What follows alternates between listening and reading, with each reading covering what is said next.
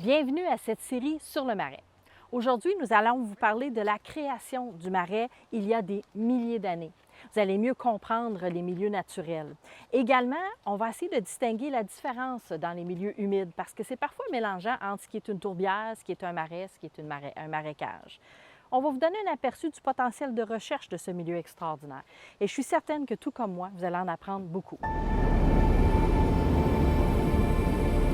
Dans le fond, le marais de la rivière aux Cerises, sa naissance peut remonter à plusieurs centaines de millions d'années. Il faut comprendre qu'on parle de la formation de l'orogénèse, donc du paysage. On parle de géologie ici, les roches, les montagnes, les Appalaches, ça c'est des montagnes qui ont plusieurs centaines de millions d'années.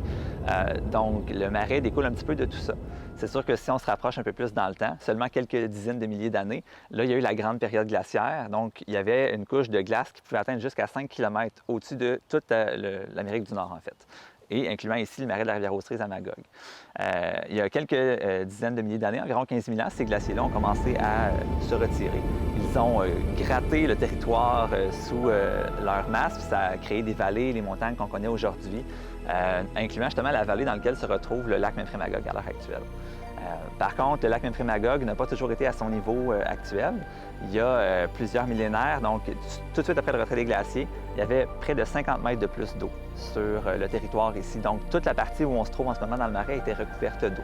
Et ça a créé un dépôt d'argile au fond du terrain sur lequel on se trouve, qu'on peut percevoir là, si on creuse des carottes dans le sol. Après à peu près 6 mètres et demi, on commence à tomber dans de l'argile. Donc ça a été laissé derrière par justement l'ancien lac post-glaciaire Memphremagog. Tranquillement avec les millénaires, donc ce niveau d'eau-là a baissé parce que le lac s'est déversé dans divers exutoires, la mer de Champlain, ce genre de trucs-là, pour arriver à son niveau actuel aujourd'hui. Où on se trouve dans le marais, il y a une petite dépression naturelle dans le sol qui est causée probablement par la nature calcaire de ce sol-là. Aux alentours, c'est pas du calcaire, mais vraiment en plein cœur du marais, sous le marais, c'est du calcaire. Donc cette dépression naturelle-là a probablement causé la naissance du marais tel qu'on le connaît aujourd'hui. L'eau s'y est accumulée, le sol argileux était là, donc la végétation qui a commencé à s'y accumuler a créé ce qu'on appelle aujourd'hui le marais de la rivière aux Cerises, qui est en fait une tourbière. Donc ça, cette tourbière-là, on l'a échantillonnée, puis on estime qu'elle a environ 6500 ans d'existence. Donc ça fait 6500 ans qu'il y a des plantes dans le marais qui meurent et qui s'accumulent et qui se décomposent pour créer ce qu'on appelle le marais de la rivière aux Cerises.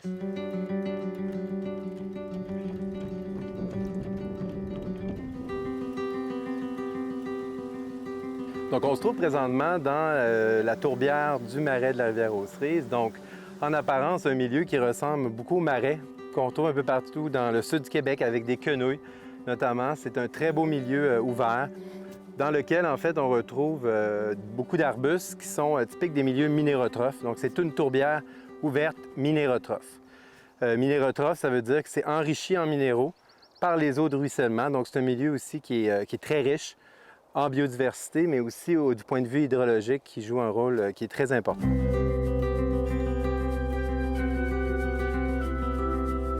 Le marais de la rivière aux Cerises, la grande tourbière minérotrophe et les marécages en périphérie se sont formés sur des argiles lacustres qui ont été déposées suite au retrait du glacier il y a environ possiblement plus de 10 000 ans. Donc malheureusement, on n'a pas un contexte géographique, paléogéographique qui est très détaillé pour la région. Donc on n'a pas par exemple la date du début de formation de la tourbière, mais on sait à la base qu'on retrouve des dépôts lacustres d'apparence laiteuse, blanchâtre, en fait, qui correspondent à un lac développé suite au retrait du glacier dans le secteur. Donc, c'est une tourbière qui est très vieille, ça, il n'y a aucun doute, probablement plus de 10 000 ans, et qui s'est développée dans un lac au début.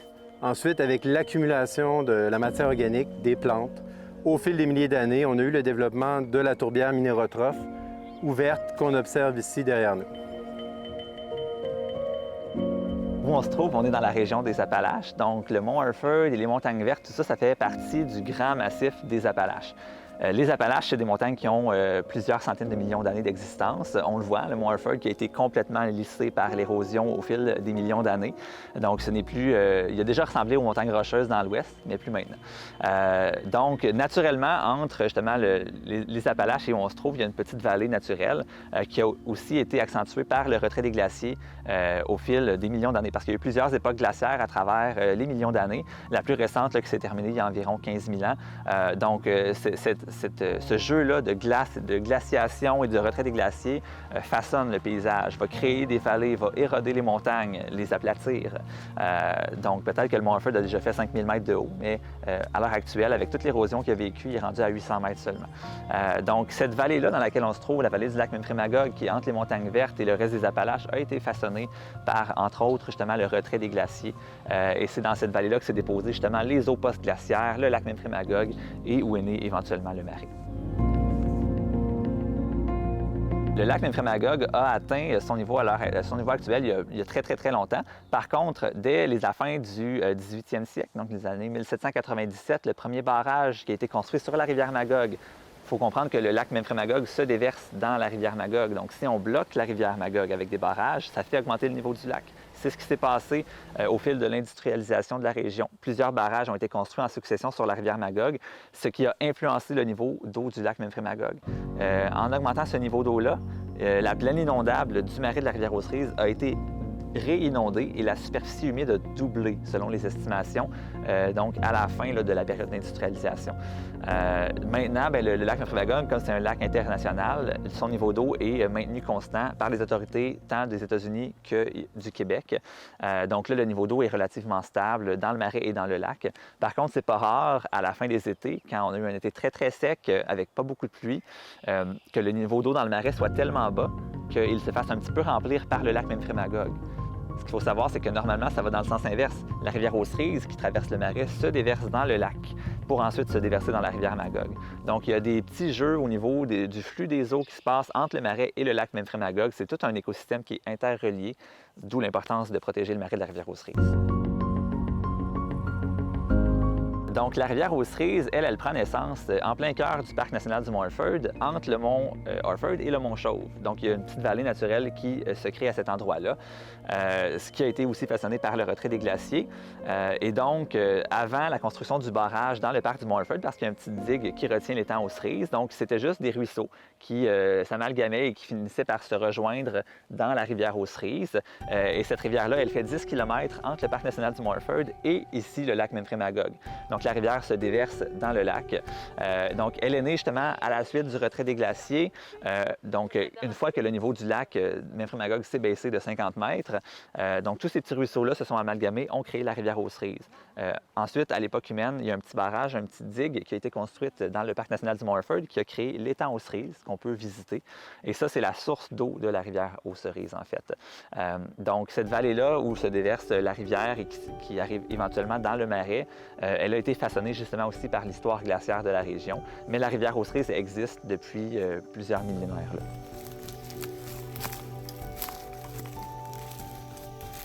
Donc, notre projet de recherche au marais a débuté il y a environ un an avec l'idée, en fait, de caractériser les stocks de carbone de la tourbière et également des marécages qui sont situés en périphérie. Donc, les tourbières, on le sait, c'est des puits de carbone extrêmement importants. Et malheureusement, au marais, on n'a pas d'informations sur la quantité de carbone qui est stockée dans la tourbière en particulier. Et on a fait à l'automne dernier des relevés dans la partie la plus profonde de la tourbière où on retrouve par endroits jusqu'à 7 mètres de tourbe qui s'est accumulée depuis des milliers d'années. Et on a été capable de calculer la quantité de carbone qui est séquestrée dans les sols. Et actuellement, on a des projets aussi qui visent à quantifier le carbone, mais dans les marécages qui sont situés au pourtour de la tourbière. Et les marécages, donc c'est des milieux qui sont différents, donc très boisés, des grands arbres et des sols qui sont différents aussi qu'on est en train de caractériser.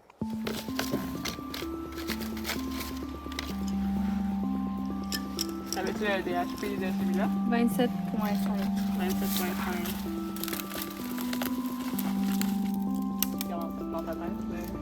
Oui, 23,5. Ben, je l'avais déjà mesuré, puis il y a encore 23,5. Donc des carottes de sol qui ont été prélevées ce matin et là maintenant c'est les carottes d'arbres. Donc ultimement, à la fin de ce projet-là, on va avoir le stock de carbone pour l'ensemble de l'écosystème, c'est-à-dire dans les arbres. Ici par exemple les tuyas. Et dans les sols aussi, on voit c'est un sol qui est riche en matière organique. Donc c'est quand même un milieu qui est riche en carbone. Et malheureusement, on ne connaît pas sa fonction de séquestration du carbone. Donc c'est un peu ça le but du projet. Ton écorce est là. C'est là mon écorce. Ah, tu es allé loin, ouais. Ouais, je suis allée loin. Ça se trouve être quoi, ça, au juste? C'est des carottes d'arbres. Dans le fond, on échantillonne les arbres. Puis après ça, on est capable d'analyser les cernes d'arbres. Puis on peut comme reconstituer un peu la croissance de l'arbre. au fil des années.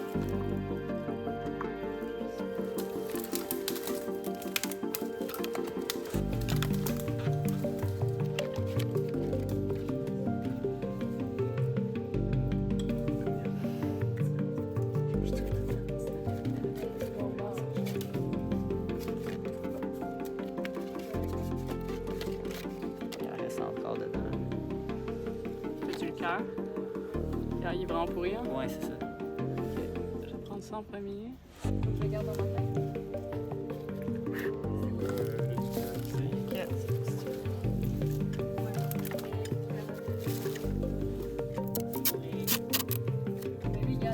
il y a plein de...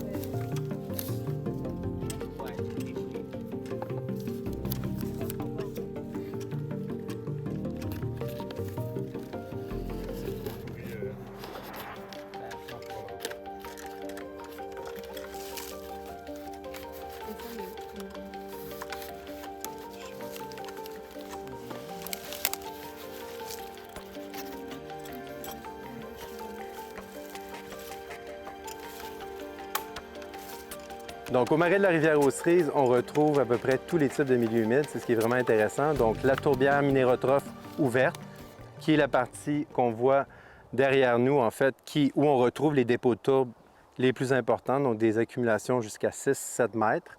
On a ensuite, en périphérie, des marécages boisés qui sont dominés par le tuya, le cèdre, qu'on appelle souvent au Québec les cédrières, qui sont des milieux humides aussi très importants au niveau du carbone, au niveau de la biodiversité. On retrouve aussi des marécages arbustifs. On en voit beaucoup des secteurs plus avec des arbustes, des aulnes, des petites espèces ligneuses qui poussent souvent un peu moins de 4 mètres de hauteur. On retrouve aussi des marais, bien évidemment. Certains marais, dont un qui a été aménagé il y a plusieurs décennies, plus près du centre d'interprétation. Et on retrouve évidemment au pourtour de la rivière, donc qui s'écoule dans le milieu de la tourbière, donc des milieux d'eau peu profonde, par exemple des milieux plus aquatiques, donc une très grande diversité de milieux qu'on peut rencontrer en partant du centre d'accueil, du centre d'interprétation et en marchant jusque dans la partie ouverte. En fait, on passe tous ces différents milieux-là. Seul milieu qu'on ne retrouve pas ici, c'est les tourbières qu'on appelle ombrotrophes, qui seraient des tourbières qui sont dominées par les sphènes. Et on en retrouve par contre partout en Estrie, donc des tourbières qui sont un autre type qu'on ne va pas retrouver ici au marais de la rivière aux Cerises.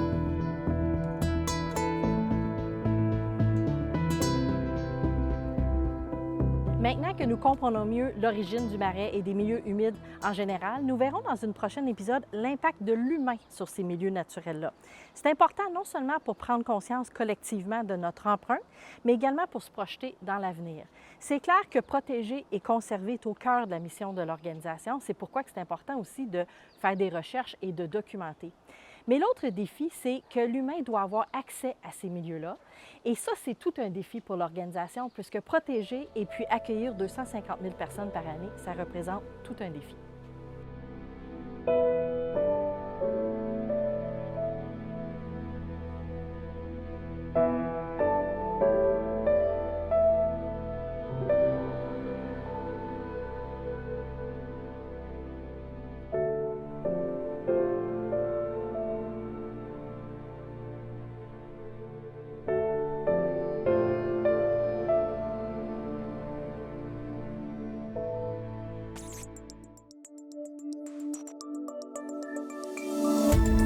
Cette émission d'Accès est appuyée par Cogeco et est rendue possible grâce à la collaboration de la communauté avec Nous TV.